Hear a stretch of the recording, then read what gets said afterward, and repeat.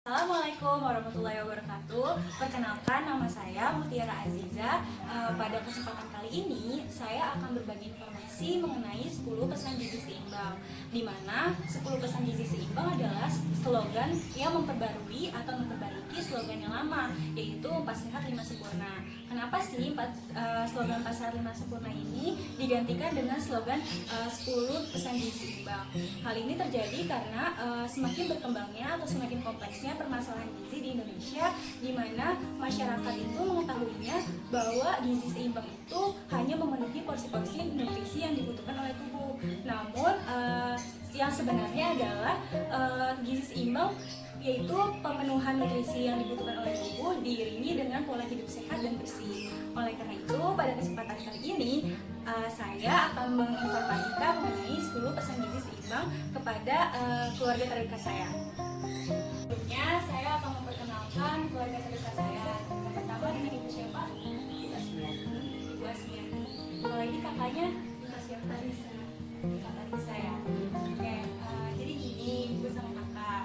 10 pesan gizi seimbang itu poin pertamanya ada bersyukur dan menikmati keberagaman jenis makanan. Di mana satu poin ini terdiri dari 3 aspek. Yang pertama keberagaman jenis pangan, yang kedua keamanan pangan, dan yang ketiga bersyukur dengan menikmati beragam jenis makanan.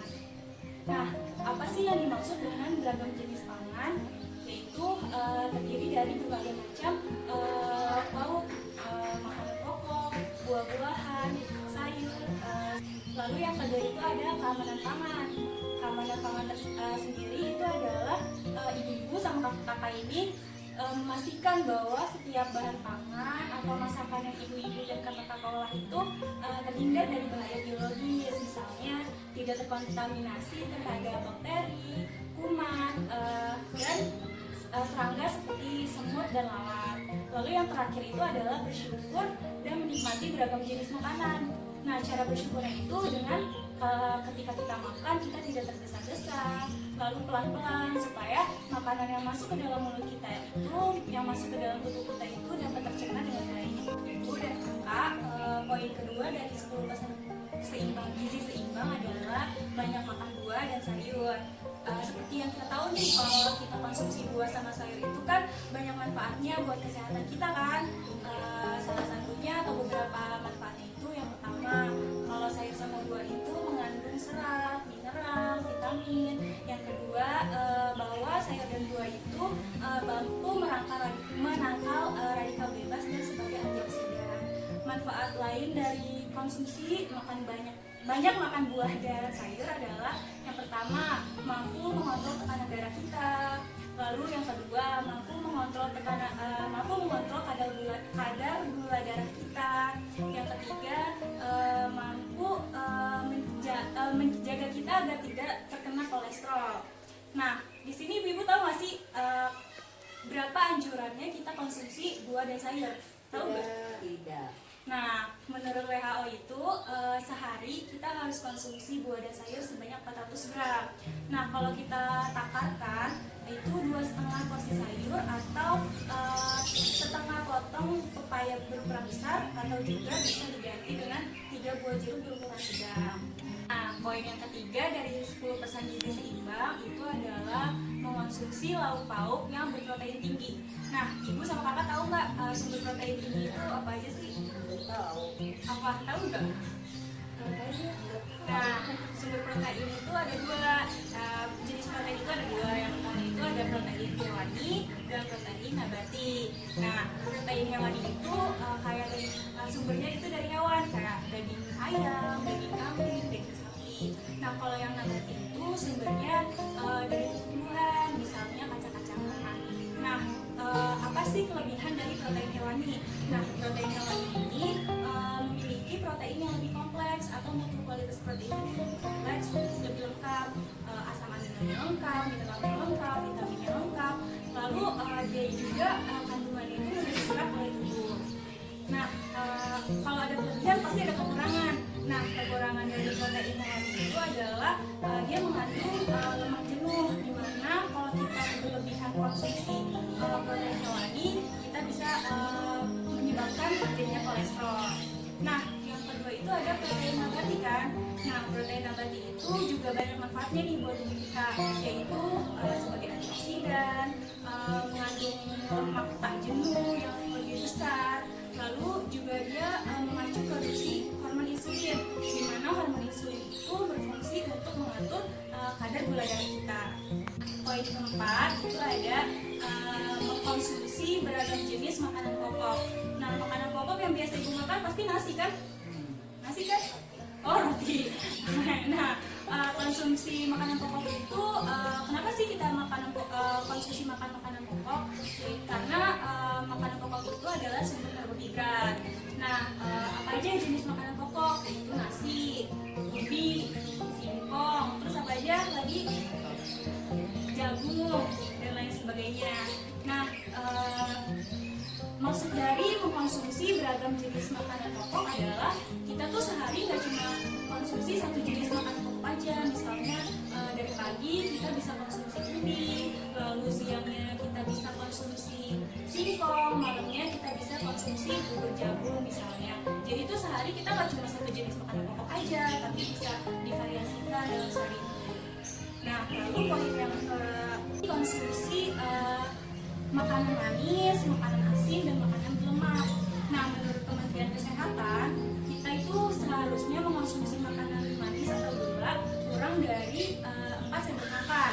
Sedangkan garam atau natrium kita seharusnya konsumsinya itu kurang dari setengah sendok teh. Lalu yang ketiga adalah lemak atau minyak, seharusnya itu kita konsumsi kurang dari 5 sendok makan per hari. Nah, cara kita membatasi diri agar tidak berlebihan konsumsi makan gula, garam, sama lemak itu adalah kita belajar atau mensosialisasikan diri bagaimana sih cara membaca label pangan agar sebelum kita makan itu kita tahu kandungan gizi yang kita butuhkan dalam tubuh. Poin yang keenam yang gak kalah penting adalah biasakan sarapan nih. Sarapan itu kan sangat penting banget ya ibu-ibu, apalagi sebelum kita menjalani aktivitas sehari-hari kita yang banyak banget. Nah, besok-besok harus sarapan ya Bu. Nah, apa aja sih manfaat ketika kita sarapan? Ada yang tahu gak? Kenyang. Terus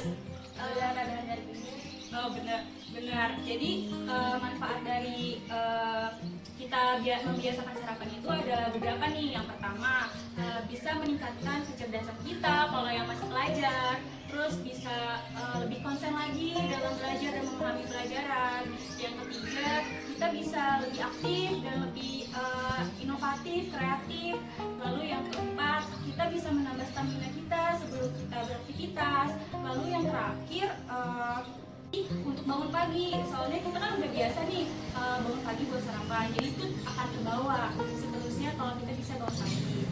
Nah, poin ketujuh dari pesan gizi seimbang adalah biasakan minum air putih yang cukup dan aman.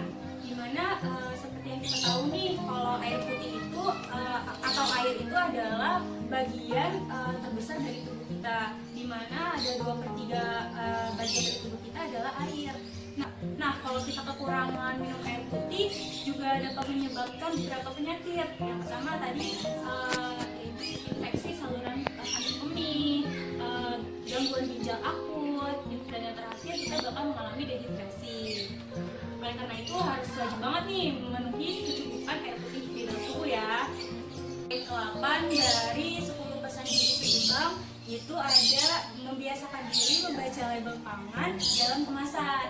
Nah, label pangan itu terdiri dari beberapa hal. Yang pertama itu ada isi, ada penjelasan, ada komposisi suatu produk, dan yang keempat itu ada tanggal kadaluarsa. Nah, apa sih gunanya membaca label pangan? Yaitu berguna untuk menghindari dari hal-hal yang dapat beresiko kepada orang-orang yang memiliki penyakit tertentu. Jadi misalnya kalau kita punya beberapa alergi, kita bisa tahu nih ada bahan-bahan yang bisa menyebabkan alergi kita kambuh kalau kita konsumsi produk itu. Jadi harus terbiasa membaca label pangan dan harus bisa ya. Iya betul, harus diteliti. Nah, selanjutnya itu ada cuci tangan pakai sabun dengan air bersih dan air mengalir. Nah, cuci tangan itu berguna agar makanan yang kita konsumsi supaya makanan yang masuk ke dalam tubuh itu tetap bisa bikin kita sehat, bikin kita aktif dan lain sebagainya. Nah, ada waktu-waktu tertentu nih yang mewajibkan kita mencuci tangan. Coba apa aja? Sebelum makan, kita sesudah makan. Betul. Nah, beberapa waktunya itu selain itu ada yang pertama sebelum dan sesudah makan. Yang kedua itu sebelum dan sesudah memegang makanan. Yang ketiga itu setelah kita buang air besar. Terus yang keempat itu sebelum kita memberikan ASI kepada anak atau bayi. Terus yang kelima setelah kita main-main nih atau pegang-pegang binatang kayak kucing, anjing dan sebagainya. Nah, yang keenam itu setelah kita melakukan aktivitas kayak berkebun, aktivitas rumah tangga, kayak ngepel, nyapu, itu kan pasti banyak banget kumannya. Jadi harus cuci tangan dulu ya kalau mau lanjutin aktivitas lagi. Nah, poin yang terakhir nih dari 10 pesan gizi seimbang yang yaitu adalah lakukan aktivitas fisik yang cukup dan jaga berat badan normal atau jaga berat badan seimbang. Nah, aku mau ngejelasin apa bedanya, tahu nggak sih apa bedanya aktivitas fisik sama latihan fisik? Tahu nggak? Kalau aktivitas itu kayak sehari-hari kayak misalnya nyapu. Ya, betul. Kalau latihan fisik itu kayak olahraga kayak push up, kayak lari. Iya, betul banget. Nah, aku mau ngejelasin lagi ya. Kalau misalnya aktivitas fisik itu adalah aktivitas atau gerakan tubuh kita untuk meningkatkan pengeluaran energi. Nah, contohnya itu kegiatan rumah tangga kayak nyapu, ngepel, masak, nyuci baju, nyuci piring, nyuci mobil dan sebagainya.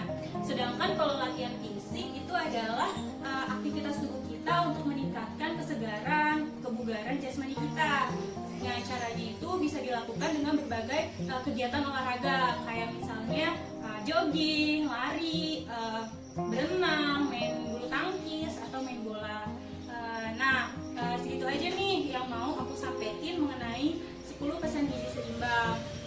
Semoga informasi yang aku sampaikan bisa bermanfaat untuk kehidupan ibu sama kakak selanjutnya agar lebih sehat, lebih bersih, pola makannya tetap dijaga dan sebagainya. Sekian dari saya, kurang lebihnya mohon maaf. Wassalamualaikum warahmatullahi wabarakatuh.